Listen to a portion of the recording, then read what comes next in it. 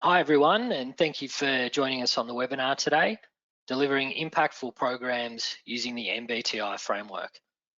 My name's Tom Leary. I'm a key account manager for the Myers-Briggs company, and I'll be co-hosting the webinar today. We want this to be an interactive session, so I'll be assisting with questions and comments throughout. We do, however, have a large number of attendees, so we will keep everyone on mute, but we encourage your participation by using the question box on your GoToWebinar side panel. For those of you who don't know who we are and what we do, the Myers-Briggs company is a mission-driven global organisation with a 60+ year history. Our mission is to inspire everyone to lead more successful and fulfilling lives. We're also certified as a benefit corporation or a B Corp. This means we look to balance our commercial goals alongside goals we have for employees, the community, and the environment. There are currently around 3,000 organisations, both large and small, that have been certified as B Corps. We think it's important and we encourage you to learn more about this for your own organisation. We work with organisations of all sizes and from all industry sectors to design and deliver developmental programs relating to teams, leadership, organisational development, coaching and selection. With our range of assessments, you can achieve multiple business objectives for the entire talent lifecycle, from selecting the right talent, developing your people to enhance performance, and supporting career transitions.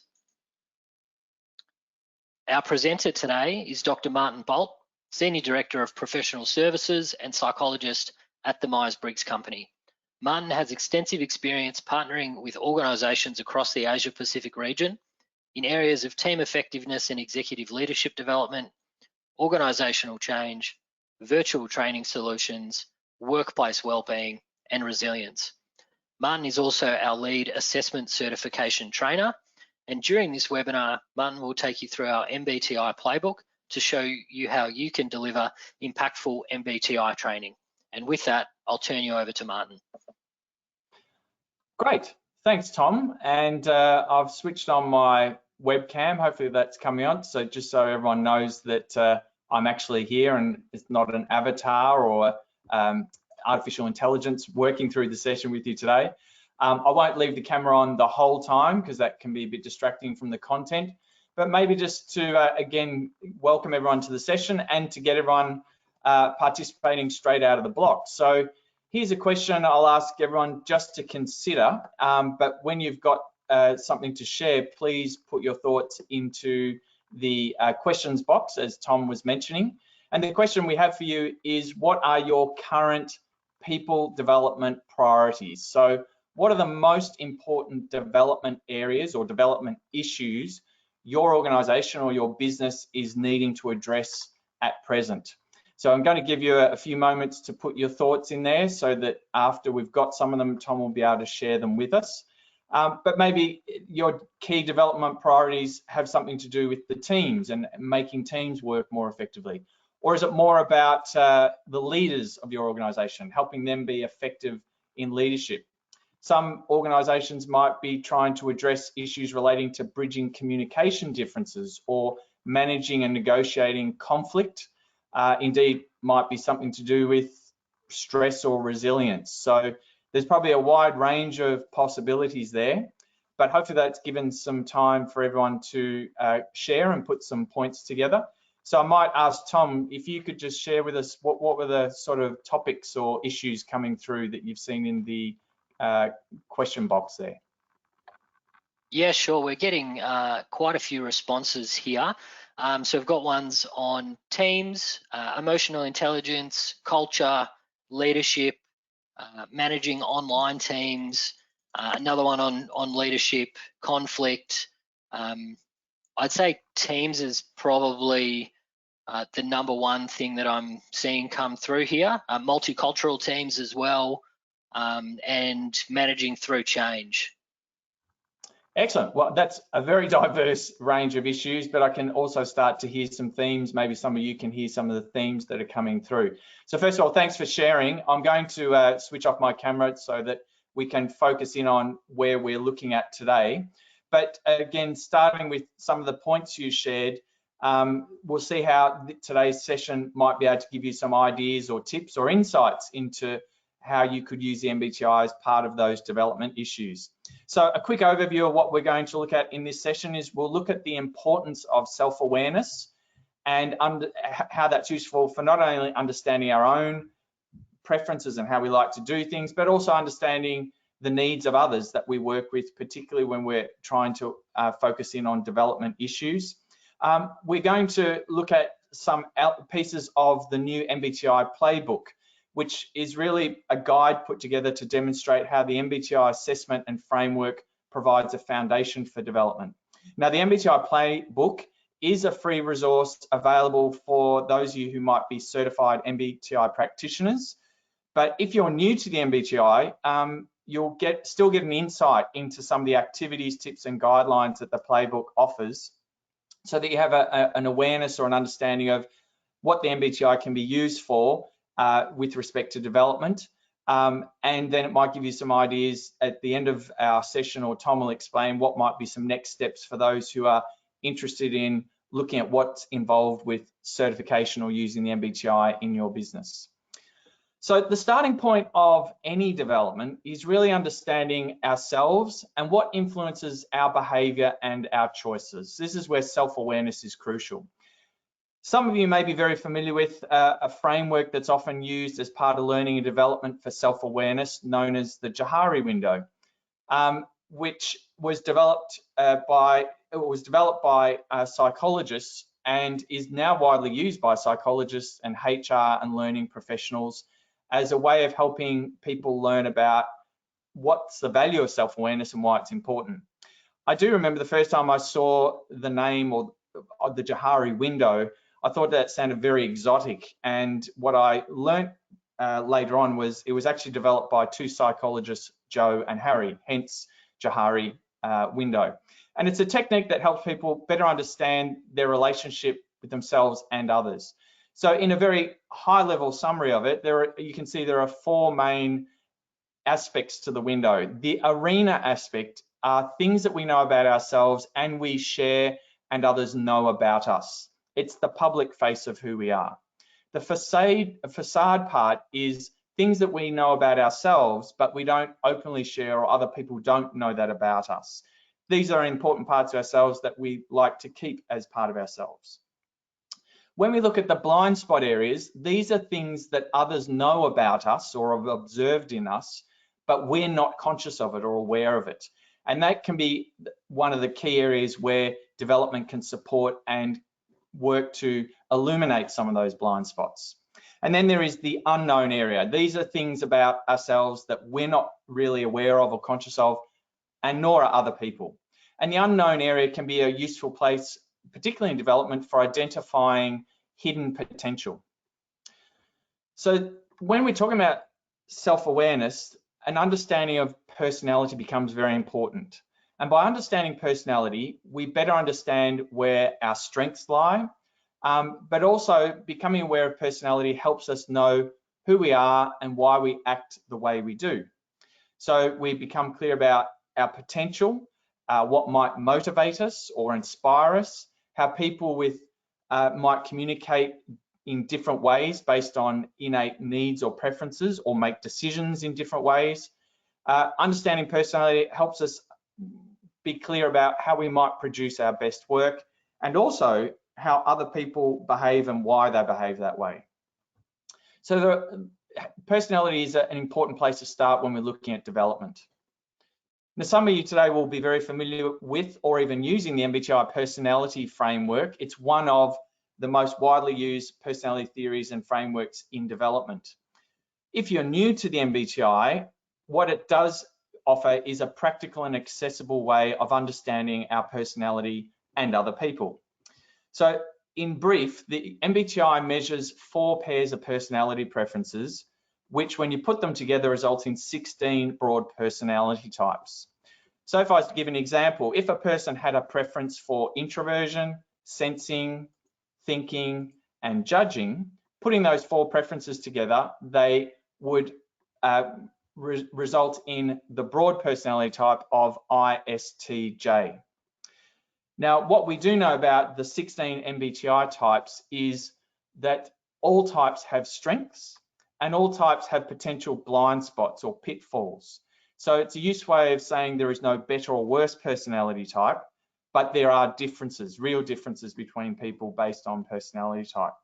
It's also a flexible model for development because we can use it to explore multiple workplace challenges, everything from negotiating around communication and conflict, through to helping leaders better understand who they're leading, and for teams, helping teams navigate working successfully with each other. So the MBTI Playbook was put together to capture the latest ways of using the MBTI assessment and framework for development in the workplace. And just to give you a very quick overview of what it contains, it's quite a detailed guide that includes checklists to help the MBTI practitioner know how to prepare for sessions and things to explore with clients. There's a wide selection of activities to help address development challenges. There are links to extra development resources, hints and tips from MBTI experts who've been using it for development, and also some useful ways of being able to respond to common questions that arise from the MBTI. So what I thought I'd do with you in this session is give you some of those tips and activities, a sample of them that you'll find in the playbook. Now, before I start working with any client, be it a team or leadership group, and trying to tackle a development issue, the first thing I want to gauge with them is, are they in fact ready for the development? I think of this as a bit like a pilot doing a pre-flight check before they take off to ensure the journey will be positive for everyone. So here on screen are some of the questions or issues I like to check off with clients before we do the work. So what's expected from the development? What change do they want to see? Are people actually willing to learn and make changes, or are they kind of just saying they're not open to that at this point in time? Are people willing to respect and learn from each other, particularly if they're going to be learning in groups or teams? Does the leadership of the organisation support the development? Is there trust in co-workers, the facilitator of the development, and the process that's going through? And is there sufficient time to invest in development that's going to have an impact, as opposed to just doing development that may not land where it needs to? So these might be some questions to consider with the clients or with your colleagues when you're thinking about what development to undertake. And just to give a very quick example of the importance of ensuring people are using the MBTI correctly, when people are going through the MBTI process, it's not simply filling in the MBTI questionnaire itself. That's one element of it. So the way that the MBTI is appropriately used is people take the questionnaire. Before they see their results, they go through a feedback or an interactive feedback experience with a certified MBTI practitioner. And that's an important step where people not only learn about the MBTI framework, but have an opportunity to estimate their type before looking at the MBTI results. And the final step is each person who goes through the process uses that information from the feedback and the report to identify what their best fit type is. Now, we're very keen on making sure that the MBTI is used in a professional and ethical way. So just to some reminders, or for those who are new to the MBTI, this is what the MBTI can be used for appropriately and ethically. It's a development assessment. So essentially, it's designed to help people learn about themselves and others for development purposes. It doesn't measure skill or competence, but it does measure meaningful differences between people that can be used in understanding communication, differences, relationships, leadership, enhancing teams, and even helping people better manage their well-being and resilience. What the MBTI is not designed for and should never be used for is selection, recruitment, promotion or demotion or redundancy. It's not a test of competence, and it certainly is not designed to be used in a stereotyping way or for limiting people. So again, I often make these points pretty clear with clients before we use the MBTI. So one of the most common areas that we've been using or asked to support development with the MBTI is for leadership development. And what we do know is that effective leaders know when to use their strengths, and more importantly, what those strengths are, They know what their blind spots or potential biases are and how to manage that when they're in a leadership role. And they also have a way of understanding and working with the needs of the people that they're leading, their followers, and also responding to those needs, even if they are different to what the leader prefers. So how do we help leaders get clear about these things? So here's one example of an activity from the playbook that we use in leadership development programs. So this is once the leaders know what their personality type is, you can divide them into different type groups, depending on which issue or combination you're exploring. One way of dealing this is dividing participants into groups of the temperament preferences, which you can see are SJ, SP, NF, NT, or decision-making preferences, which include TJ, TP, FJ, FP. Although an approach I find really helpful is if you can group people in whole type groups. That is, they're meeting with people that they share the same 4 MBTI preferences with. And then what we ask them to do is to compile a leadership poster, which you can see the questions and the prompting points on the screen there. So when we ask them, when you're operating as a leader, what do you contribute? What might you overdo or overlook as a leader? What are some things that others do that annoy you when you're leading them? And also helping them work out what they need to be their best. Now, as an exercise, it's very powerful, but it also can be done in quite an easy time frame of about 30 minutes. So here's a sample of the kind of points that different types will share about their leadership style or approaches. And you can see here, we've got one type, the ISTJ leader group, who shared these kind of points about what they contribute as leaders, what they might overdo, and also what they need to be their best. Now, in comparing that, if you look at another group of leaders who had preferences for ENFP, you can see they too have key contributions, things that they might overdo or overlook, and also other things that help them be their best. Where it becomes really useful in a group learning environment with leaders is they get to hear of the different types and what they contribute, but what they may also overlook. And often when you've got type opposites like this in a session, you can actually see the strengths of one type can be the blind spots of the other type and vice versa. Another way of exploring leadership and followership with the MBTI is to look at the last 2 preferences of all the types. And you can see some descriptions of the typical behaviors and decision-making styles of these 4 type groups. And one example we had when we worked with an organization that asked us to come and help work with the senior leaders was based on a recent staff survey, where they actually found that staff were perceiving the leadership to not have a clear vision or not communicating that vision for the business. They actually said they were leading in not very inspiring way and found some of the leadership decisions quite harsh. So when we took the executive team through the MBTI to learn about their types, what we discovered is the vast majority had preferences for thinking and judging, TJ. So you can see that their natural way of making decisions is to be logical decision makers. As part of the development, staff were also invited to undertake the MBTI, and they learnt about their types. And we were able to collate the different type preferences at different levels of the organisation. What we found is the majority of people in that organisation at the staff level had preferences for FP or FJ. Now, if you look at the descriptions of the typical behaviours of those types, they're almost opposite to the TJs. So what that helped the executives understand is what they would naturally offer, but how they might need to adjust their style to meet the needs of their followers. It also helps staff better understand why their senior leaders were making decisions in the way that they were. Now, assessment without action or development action, though, is an interesting exercise, but may not gain the development that an organisation or an individual wants to achieve. So keep in mind that assessments are the starting point of behavioural change.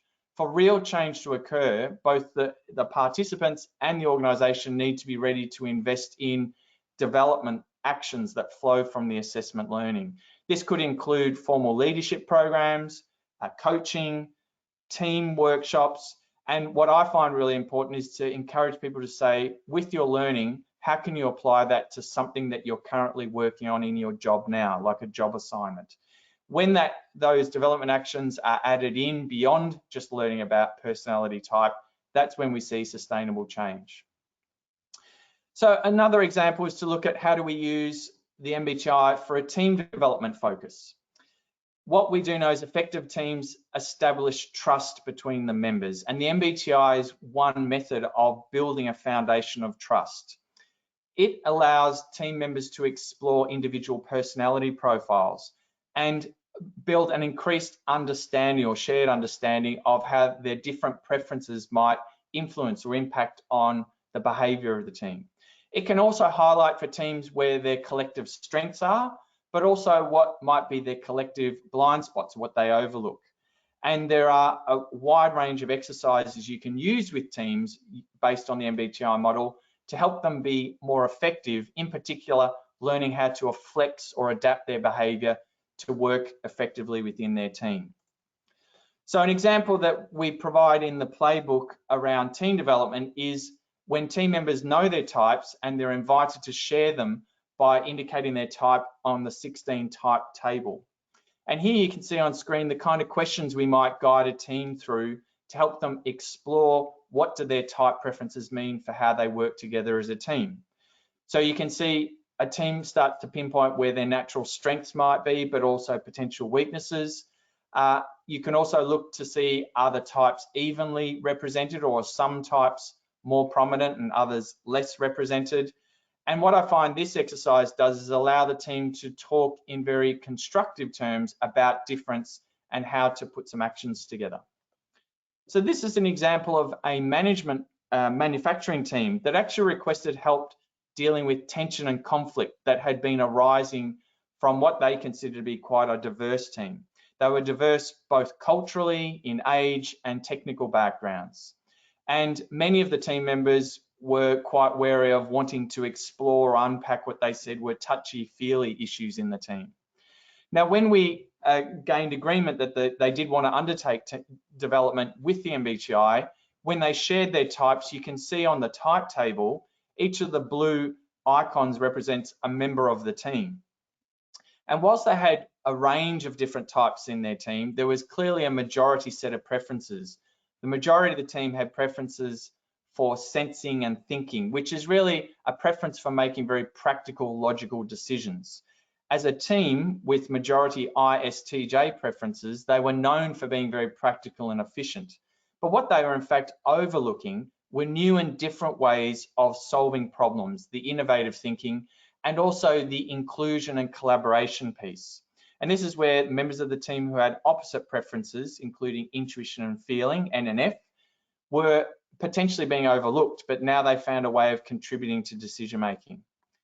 So with that knowledge, the team were able to make very practical and tangible changes to how they worked with each other.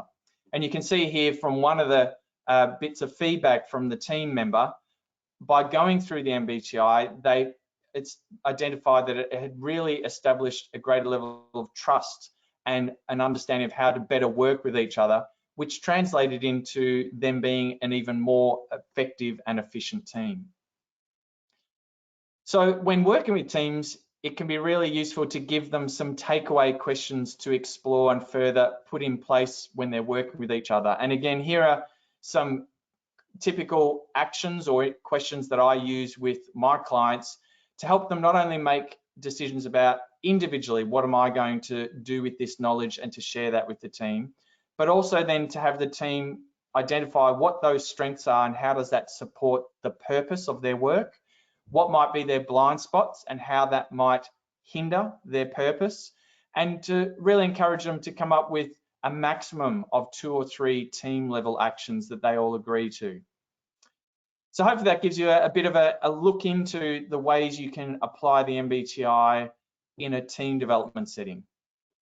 And as we mentioned at the beginning of our webinar, there are many other applications that the MBTI can be used for as a pathway for continuous development. For example, the MBTI can be used for focusing on communication differences, decision making, managing change, helping people better understand and manage stress and build resilience, and also navigating conflict. So all those topics, tips and activities are provided in the MBTI Playbook, and I'm hoping that's given you a taste or a bit of an insight into the different ways the MBTI can be used for some of the more common development challenges or development needs that we're seeing with organisations today. So on that note, I'll actually hand back to Tom, who's got some other things to share with you. Tom? Yes, thank you, Martin. I would like to share some possible next steps for those of you who have joined us on the webinar today. Just before I do, though, we've had quite a few questions come through regarding getting access to the slides and getting access to the recording. And just to let everyone know, we will be sharing that information with you after the webinar. So in the next day or so, you will receive the recording and also the notes. But if you want to move on to the next slide, Martin. So as Martin mentioned earlier on the webinar, all MBTI practitioners do have access to the MBTI Playbook, and all MBTI practitioners who are on the webinar today will receive a free copy of the playbook. So it contains tips, best practices, recommended activities, and links to further resources for the most requested development areas, such as communication, leadership, decision-making, managing change, stress and resilience, conflict management, and team development. But for everyone on the webinar, I will now quickly share a few offerings for using the MBTI assessment, and these are also highlighted on our website. So the link on the top of the slide is available if you want to investigate that further. But the first option for using the MBTI is to become an accredited MBTI practitioner, and this will allow you to assess personality differences and provide you with practical tools to improve communication, develop leaders, manage stress, and help teams across your organisation work better together. We have a number of certification programs remaining in 2021, and we do have both virtual and classroom offerings. So you can view the available dates on the screen, and if this is of interest to you, please reach out for further information. And we can also run in-house programs. So again, this can be done in a virtual or classroom situation, and it's available for organisations who have 6 or more people they're wanting to get accredited in the MBTI, and we'll work with you to find a date that suits. The next option for incorporating the MBTI is to use the MBTI Essentials virtual workshop. That's a great way to bring in one of our expert consultants to use the MBTI with your teams. And the MBTI Essentials workshops are short, focused virtual workshops that can keep your remote employees engaged through personality insights and practical application. During the workshop, each participant receives group feedback from our expert consultants so they can find out their own Myers-Briggs personality type. And we also have options for additional workshops that use the MBTI lens to focus on a particular application area, and those options are on the screen. So you'd use the MBTI to enhance communication or to manage change or build resilience. And finally, we understand that each organisation faces their own unique challenges, so we can work with you to develop a customised training solution that will meet your needs. Please reach out if you want to schedule a free consultation to discuss this option. And finally, we'll look to some questions. So thank you to everyone who has submitted questions during the webinar. We probably don't have time to get through all of them now, but we will follow up individually with anyone who has placed a question and respond to that. But Martin, the first question I've got for you is, are there times when you wouldn't use a personality assessment in team development? Yeah, okay, really good question. So the first thing I think for all of us to keep in mind is that an assessment is probably not a panacea for solving every issue or challenge that presents in a team. So the MBTI is very helpful for that, but what I would say is before you embark on using the MBTI with the team, using some of those pre-flight checklist questions that I mentioned earlier at the beginning of the webinar is a good way of saying, is the team ready for working and learning with each other? If a team, for example, has such levels of conflict that they're not even comfortable speaking with each other or being in the same room, then that would not be the appropriate time to use not just the MBTI, but any development tool. And there's probably a need to do something more around mediation rather than development. But once things are mediated, then it can be very powerful to help with team development. So that's a good question. Great. Thanks for your insights there, Martin. I'll just squeeze one last question in. Can the MBTI be used for online or virtual training? Yes, really good question, especially in our current situation where people are doing a lot more remote work. So we have for quite some time been doing more a combination of virtual and in-person work.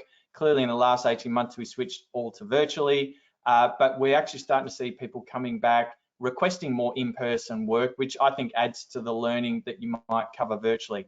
So yes, all the activities that I was talking about today and in the MBTI Playbook, there's tips of how you might facilitate them with in-person sessions in a room together, as well as running it virtually. So it seems to work very well in both circumstances. So hopefully that helps, Tom. Martin. Yeah, thank you. That's great. And if anyone does have any questions about our MBTI training solutions, please reach out. But we are out of time now, so just wanted to thank you all for attending the webinar today, and a reminder that we will send the recording and the notes with you shortly. So thank you.